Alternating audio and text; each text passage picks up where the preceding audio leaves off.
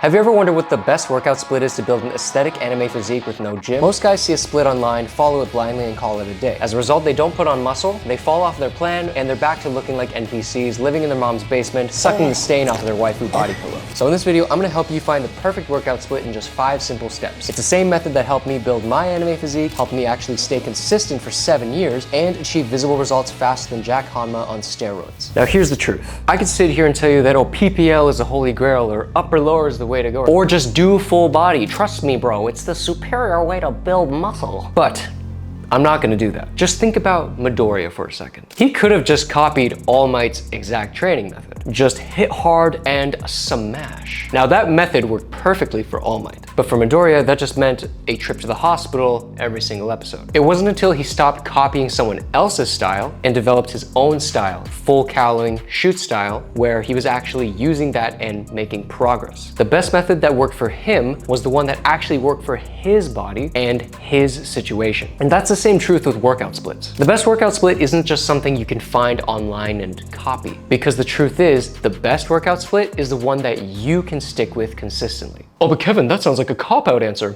Sure, maybe. But if your workout split doesn't fit your life, your goals, or your body, then good luck trying to build an anime physique. So if you actually want to make real progress and stay consistent, I'm gonna teach you how to make the perfect workout split for you. And the first thing you need to think about is step 1, the end game. Think about Denji for a second. If Denji didn't have Makima to motivate him, he wouldn't be kicking devil ass or risking his life for the sake of humanity. His end game is Makima. Enter two Balangala Jangala Mangala Hongala Gogangas. Without a reason to train, there's no reason to train. It sounds stupid, but it's true. So the first thing you need to nail down is what you actually want from training. For example, are you trying to get Toji's thick arms, Baki's demon back, or are you just trying to be as strong as Mash Bernadette? If you don't understand your goals, your split is just going to be a random list of exercises. You might show up to work hard every workout session, but you're not going to move in the direction you want to go. To pick the right goals, just think about where you're lacking. Maybe you've got decent arms, maybe your chest looks good, but your lats and your shoulders are not where you want them to be. And since this is calisthenics, you might want to also include some cool skills or some strength benchmarks as well in your goals, whether that's achieving your first pull-up or even unlocking a front lever. And if you just do this one step, you're already miles ahead of the guy who's randomly picking exercises, randomly picking a workout split, and just winging it. Now, if you're at this point and you genuinely have no idea what muscles you want to focus on, just use this simple framework. Split your body into 3 groups: the pulling muscles, back, biceps, rear delts, and forearms; pushing muscles, chest, front delts, triceps, and side delts; and of course the legs, glutes, hamstrings, quads, and calves. All you have to do is just pick one muscle from each group and leave the others for maintenance. That way you got 3 target muscles that are not going to interfere with each other. So now that you have your goals, the next thing you want to think about is translating, which is step 2. Think about Sung Jin Woo's daily quest system. Those daily quests aren't calibrated to some random S-rank hunter. They're calibrated to him. And because of that, he's actually able to complete them every single day without fail. If his dailies were too overwhelming, he would just keep getting teleported to the desert, getting eaten by a giant centipede. Same thing needs to apply to your training days. Commit to something that actually fits your life and your goals, or face the real life penalty of falling off after only 2 weeks. And that all comes from translating your goals into an initial structure you can follow. If that sounds confusing, let me explain. First, think about how much time you want to commit to training without scaring yourself. Let's say you're somebody who's working a full-time job. You're just starting out, you want to make some fast gains, but 5 or 6 days a week is a little too intimidating, and it's not something that you can be consistent with just yet. 3 days you think is too few, so 4 days is the sweet spot for you. Now, take it back to your goals and align each of those goals to a particular day in your schedule. If your lats and shoulders are your main weak points, then you might want to have a day that's a dedicated lat and shoulder day. But you don't want to spend every single session on just your lats and shoulders. Otherwise,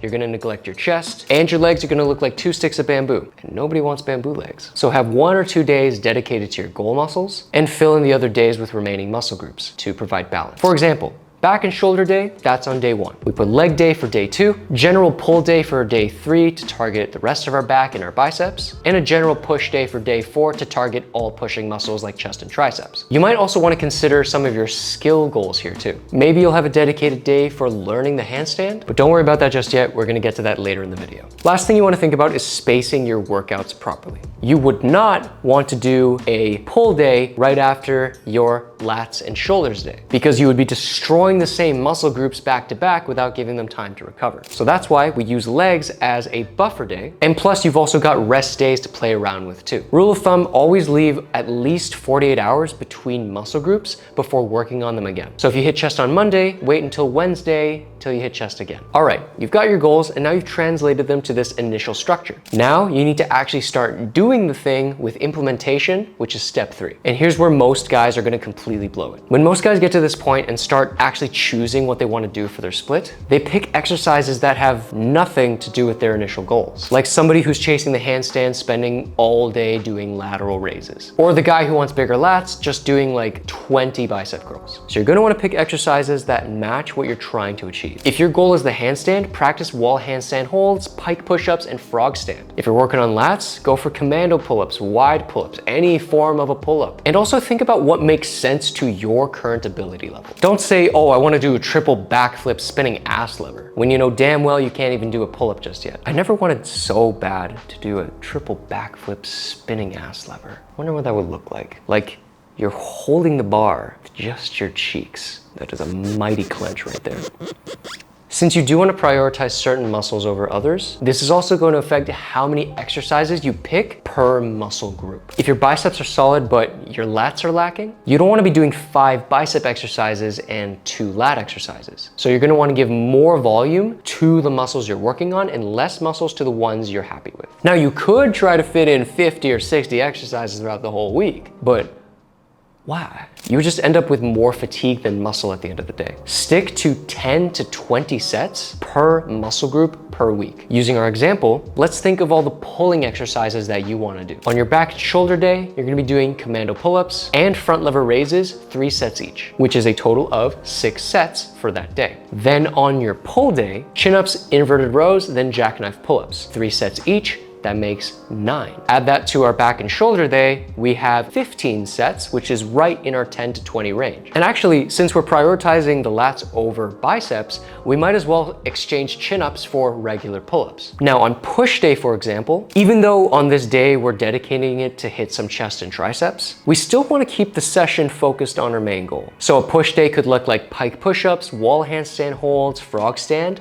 and then some chest exercise like regular push-ups. That way the session stays shoulder and handstand dominant rather than being chest dominant. Even if the number of sets for your chest is less than 10 for the week, that's fine, because it still aligns with what we want, which is to grow our shoulders. And if you wanted to work on chest just a little more, you can replace the frog stands, for example, with another chest exercise like dips. Now I know picking the right exercises is the most important thing that you can do for your split, but it's also the hardest part because there are so many calisthenics options and variations out there that it just gets overwhelming to think about. And if you pick the wrong ones, it can throw your whole split out the window. That's exactly why I built you guys a free anime trainer app. It'll give you regressions for literally any exercise that you throw at it. So no matter what level you're at, you'll always have a version of something that you can actually do. And if you don't have any equipment at home, you can also ask for no equipment at home variations with form tips and safety tips so you can do them properly. Again, it's completely free, so just click the link in the description to get it. So you've got your days, your goals, and your exercises sorted. The next thing you need to figure out within each session is the order in which you do the exercises. Think of it like this. You wouldn't walk into the final boss fight after spending hours grinding away at useless small grunts. You'd save your best focus, your sharpest mind,